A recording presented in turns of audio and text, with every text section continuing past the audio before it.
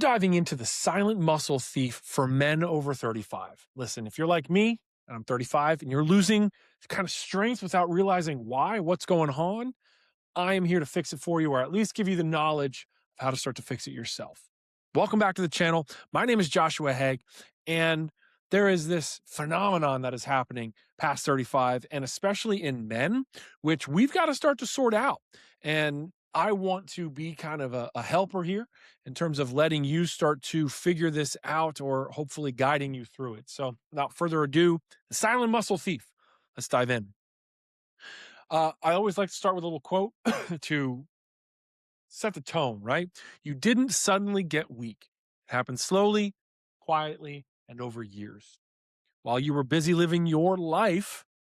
And that's what makes this dangerous. And we often think, especially as men, we're in the gym, we're lifting, we're doing stuff, we're running. We think it's a great thing. But are we doing enough? Are we doing it the right way? And are we hopefully combating this slow degradation over time? So there's a biological process that happens within the body, especially in men, starting at about age 30. And we never see it coming. And then all of a sudden, 55, 60, we feel weak and helpless, right? It doesn't announce itself. It doesn't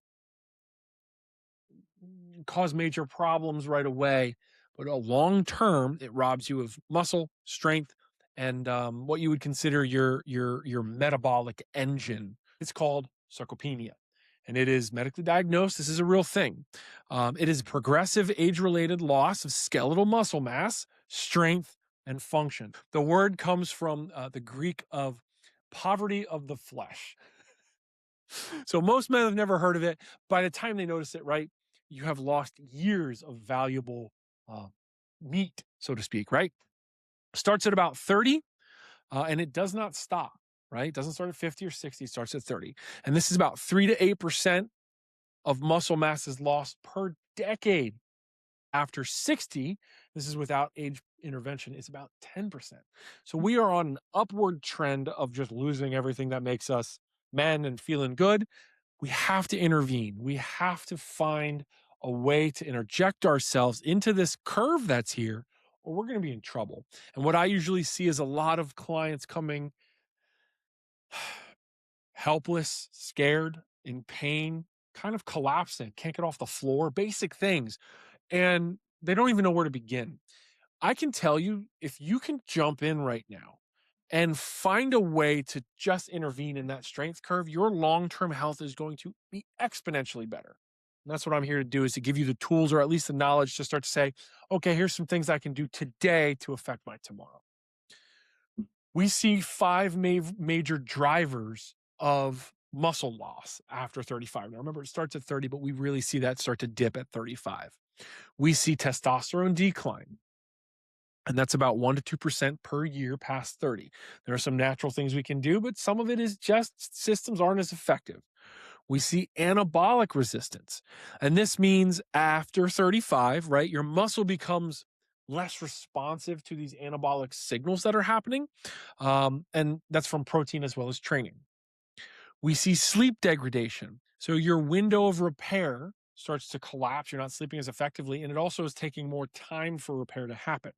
So we need to think about propping up our sleep, propping up our recovery mechanisms, and making sure we're balancing training load. Because if we're overbalanced and overtraining one way, well, it's going to tear apart our testosterone even more, which is going to cause the next one more cortisol, excess cortisol in the system, which suppresses sex hormones, which causes us to recover poorly, and so forth and so forth, right?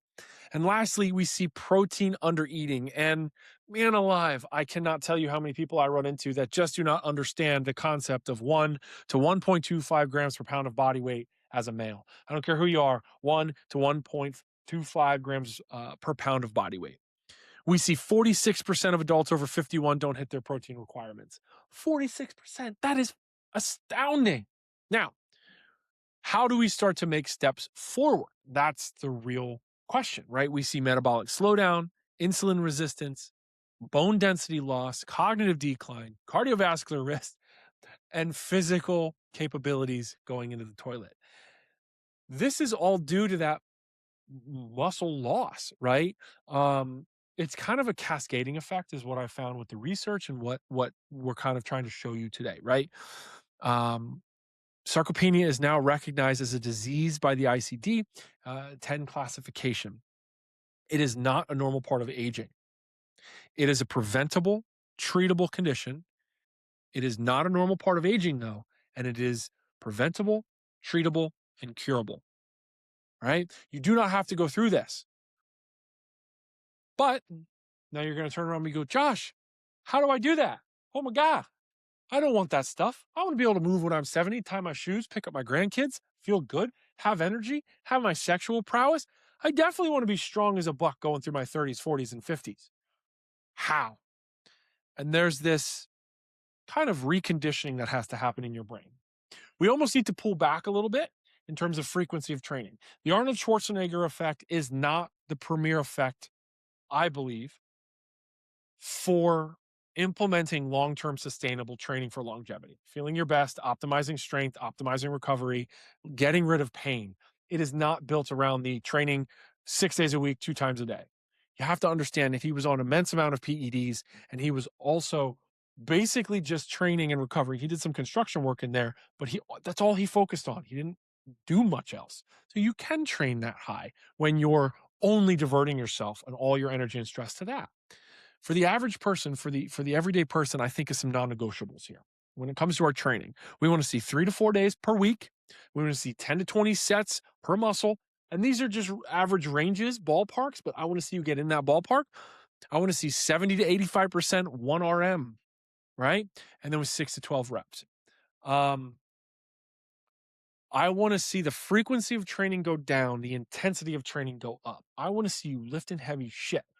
Get out of it. Get out of that comfort zone of that easy peasy kind of lifting, feeling good. I want it to be uncomfortable, scary, hard. Not all the time. Watch our recovery protocol video because we do need to down regulate sometimes. For the most part, your priority needs to be intensity. So we think about patterning as well. What should you be lifting? Compound movements matter. Compound movements, especially when it comes to the legs, have been shown to be one of the highest releases of growth hormone within the body, as well as testosterone. So we think hip hinges, squat patterns, and we think upper body. So that's going to be horizontal pushing, right? Vertical pulling, loaded carries, heavy compound movements. I'm telling you, the shit that makes you uncomfortable, it's the stuff that makes you successful, right? We want to see some longer warm-ups happening in your training portfolio. We want to see more recovery happening, right? 48 to 72 hours between sets of muscles. So if I did chest on Monday, I'm not thinking chest again until maybe Thursday. We want to see reduce max effort frequency, so true 1 rep per week. I honestly don't train any max reps. I don't see the risk to reward being valuable. I don't go past 5s personally. But that's a personal choice. I just don't see that. Prioritize your technique over load progression, but I need the load that you're choosing to be intense. So even though you might be choosing 10s or 12s, you're failing at 9 and 10. You're failing at 11 and 12. It's not I'm choosing rep schemes of 10 and having 3 or 4 left in the tank. That's a very big differentiator to make, right? Next, we need to talk about this big raw ingredient that most people are missing, 1 to 1.25 grams per pound of body weight. And I gave you a little scale over here per ounce, meat per ounce. What is going to be your best bet? And I need you to lock it in, right? I think the easiest way, I hear so often that men, a little bit less than women, but have such a hard time. Oh, I can't get my protein goals. If you have protein at every meal, you pretty much can, right? The average guy, 150 to 180 pounds, the average guy eating 3 square meals at 40, let's say, right? 4, 8, 12, plus a protein shake at 40. Come on, it's 160 grams. You can do it. It's not that hard. It's 9 grams of protein per ounce. If you have 6 ounces, what's 9 times 6? Let's do some math here. You're easily over that 40 threshold. So it's one of those things that you kind of have to reprogram your brain in terms of understanding I need protein every meal, and especially breakfast. You're getting in 40 good grams, or 35 here. I put at 30 to 35 because the average person's body weight. We're looking for quality protein, and obviously pre-sleep protein is a really great sneaky little cheat code. I said obviously, but it's a little cheat code. Casein protein has a longer breakdown window. It's more about 4 to 6 hours, where whey protein breaks down in about 2. It's going to keep you satiated through the night. One of the things I used when I played worked wonders for me. Lastly, creatine monohydrate, one of the best supplements with ironclad evidence. It's over, I think, 1,000 clinical research like studies is for monohydrate specifically. I take high dose. I'm anywhere between 10 to 15 grams a day. I love it. I swear by it. Energy, um, good clarity, mental focus. There's a lot of good studies around cognitive decline and prevention. Yeah, really good supplement. Now, on to sleep. It's the overlooked anabolic window kind of control, and we go into many major videos on our YouTube channel, as well as all over my Instagram, and blogs written about it. Sleep is number one, is paramount. I cannot stress that enough. From growth hormone to cortisol regulation to just sheer tissue recovery and repair, this is when it happens. Master your recovery protocol to unlock more output. It's as simple as that. If you're exhausted, if you're feeling run down, if you're sore all the time, if you do not have the strength underneath you feeling good, don't lift that day. Do recovery and then get back after it tomorrow. It's not a loss. You have 7 days in a week, right? Use them. Don't think I have to get Monday as a lift because Monday is my lift day. Do what you can, but do it so that you can optimize the time that you are in the gym. Remember, it's not about frequency. It's about more regulation and bringing intensity to the moments where we do have output. All of this comes kind of full circle to cortisol management. I think I've beaten that into the ground enough. You can pause this and take a look at it. But remember, cortisol is a very important chemical in our body for fight or flight, um, helping us wake up, helping us lift the big weights, helping us get through our day, helping us navigate stressful situations. But on the other hand, we abuse the button. It's like we hit it all the time. So how can we regulate that cortisol? Things like hot saunas, things like breath work, things like journaling, they're all wonderful. They will help you unlock your sex hormones. It'll help you from tearing apart your muscles so much, helping you um, kind of unlock more of a building state than a destroy state, right? Um, I love this. I kind of did some research and I found just some different pieces of information for you to kind of start to track and things to think about, right? As you're looking, I was like, gosh, okay, how do I start to really understand if I'm on the right track?